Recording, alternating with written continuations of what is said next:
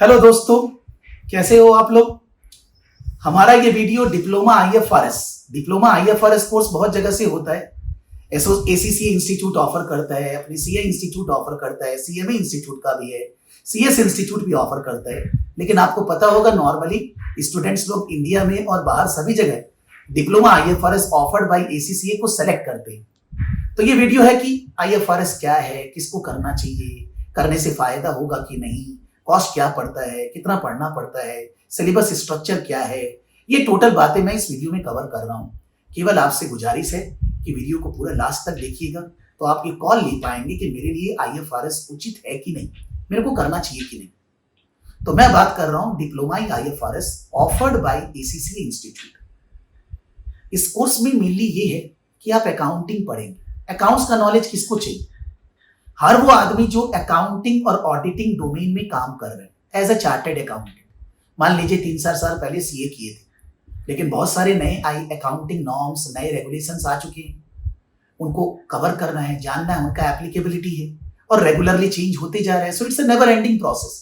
मान लीजिए आप ग्रेजुएट हैं, बीकॉम करके रखे हैं और आप कहीं पर काम कर रहे हैं, वहां पर आप ऑडिटिंग अकाउंटिंग डोमेन का एरिया को हैंडल करते हैं, आपको आईएफआरएस जानना मस्ट है। उसके बगैर आप अच्छे से काम नहीं कर सकते। मान लीजिए आपने बीकॉम नहीं किया है, आप साइंस ग्रेजुएट हैं, आर्ट्स ग्रेजुएट हैं, 12 पास आउट है, लेकिन आप कहीं पर अकाउंटिंग ऑडिटिंग डोमेन फील्ड में वर्क कर रहे हैं, आपको आईएफआरएस का ज्ञान होना अनिवार्य है। या आप सीए इंटर क्लियर्ड हैं या सीए इंटर नहीं हो पाया, आर्टिकलशिप कंप्लीट हो गई, आपको पता है कि आप आर्टिकलशिप में सारा अकाउंट्स फिनेंशियल स्टेटमेंट ही बनाते हैं, तो उस जगह भी आपको आईएफआरएस करने की जरूरत है। अगर आपको अपना पोर्टफोलियो डिजाइन करना है, कौन सी कंपनी में पैसे लगाएं नहीं लगाएं, फंडामेंटल एनालिसिस करना है, अगर आपको कोई कंपनी को वैल्यूएशन में हेल्प करना है, मर्जर्स एक्विजिशन में हेल्प करना है, अगर आपको टैक्सेशन में काम करना है, आईएफआरएस का नॉलेज जरूरी है। मतलब मैं ये समझाना चाह रहा हूं कि अगर आप accounting, auditing, tax, finance, administration ये सब चीजों में काम कर रहे हैं, तो आपको अच्छा खासा नॉलेज अकाउंट्स का होना जरूरी है। फाइनेंशियल स्टेटमेंट कैसे बनती है, कैसे एसेट्स लायबिलिटी प्रेजेंट किया जाता है, प्रॉफिट लॉस का कैलकुलेशन कैसे होता है, ये चीज का नॉलेज जरूरी है। तो उन लोगों के लिए आईएफआरएस एक अच्छी अपॉर्चुनिटी है, उनको इसके बारे में जरूर ध्यान देना चाहिए। दूसरी बात है आईएफआरएस का एग्जाम स्ट्रक्चर और कोर्स करिकुलम। तो आईएफआरएस का एग्जाम साल में 2 बार होता है, जून, दिसंबर। एक ही सिंगल एग्जाम है, 3 घंटे का एग्जाम है, कंप्यूटर बेस्ड एग्जाम है। आपको कंप्यूटर पे ही टाइप करना है, एक्सेल में लिखना है, जो कि ज्यादा कोई प्रॉब्लम नहीं है। आजकल हम लोग प्रैक्टिकल लाइफ में भी वही करते हैं, तो वो वैसे ही करना है। और 100 नंबर का पेपर है और एग्जाम पास करने के लिए 50 स्कोर करना है। इंस्टीट्यूट का पास परसेंटेज 40 to 60% वेरी करता है, मतलब कम से कम 40 बच्चे और ज्यादा से ज्यादा 100 बच्चे पास कर लेते हैं एग्जाम। 4 क्वेश्चन आते हैं, हर क्वेश्चन 25 नंबर का होता है। पहला क्वेश्चन कंसोलिडेशन होल्डिंग सब्सिडी और बैलेंस 3 क्वेश्चन अलग अलग आईएफआरएस से, और आपको 50 मार्क्स स्कोर करना है। एक और बात, आईएफआरएस का एग्जाम जैसा कि मैंने बोला कंप्यूटर बेस्ड है। आप एग्जाम घर पे बैठकर भी दे सकते हैं, आप एग्जाम सेंटर में जाके भी एग्जाम दे सकते हैं। 180 कंट्रीज में एग्जाम होता है। आप रजिस्टर इंडिया से करो, आप एग्जाम यूके में जाकर दो, कोई प्रॉब्लम नहीं है। मोबिलिटी है, आप 180 कंट्रीज में कहीं से भी एग्जाम दे सकते हैं।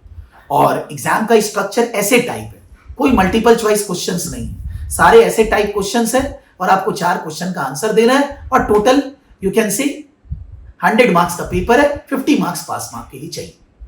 फिर भी आपको कोई डाउट है, कुछ पूछना है, आप हमारे से कनेक्ट कर सकते हो and think about IFRS. IFRS के बेसिस पे मार्केट में बहुत सारी जॉब अपॉर्चुनिटीज भी है, बहुत सारे जॉब अपॉर्चुनिटीज है लिंक्डइन के अंदर, और माने जॉब पोर्टल पे आप जाके सर्च कर सकते हैं। और अगर आपको जॉब नहीं भी करना हो, फाइनेंशियल स्टेटमेंट एनालिसिस करना, कंसल्टेंसी करना, अपना पोर्टफोलियो डिजाइन करना, आईएफआरएस उसमें आपको बहुत अच्छी तरह से हेल्प करेगा।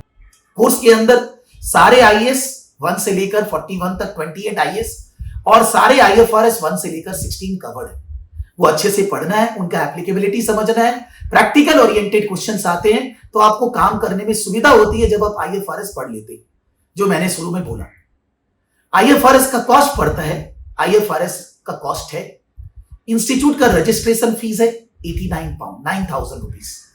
एग्जाम फीस है 127 पाउंड, मतलब 12,500 रुपए, यानी कि आप बोल लीजिए 21,500। और स्टडी मटेरियल वगैरह के चार्जेस अराउंड 4 से 5,000 रुपए। यानी कि एक स्टूडेंट अगर सेल्फ स्टडी करके IFRS करना चाहता है तो टोटल कॉस्ट पड़ेगा 25 to 26,000। लेकिन अगर आप कोई ट्रेनिंग प्रोवाइडर से हेल्प लेते हैं, मान लीजिए हमारे से या किसी से भी, तो इन दैट केस आपका 10 से 12,000 रुपया खर्चा बढ़ जाता है।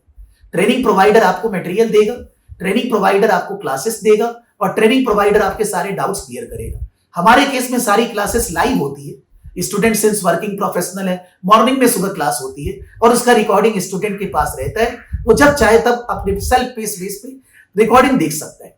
स्टूडेंट का पढ़ने का 2 तरीका होता है। एक हो गया कि वो वीकेंड में क्लास माने पढ़ेगा, सैटरडे संडे 3-4 घंटे करके, या हो गया वो रेगुलरली 1 घंटा करके पढ़ेगा और संडे तक 7-8 घंटा पढ़ेगा।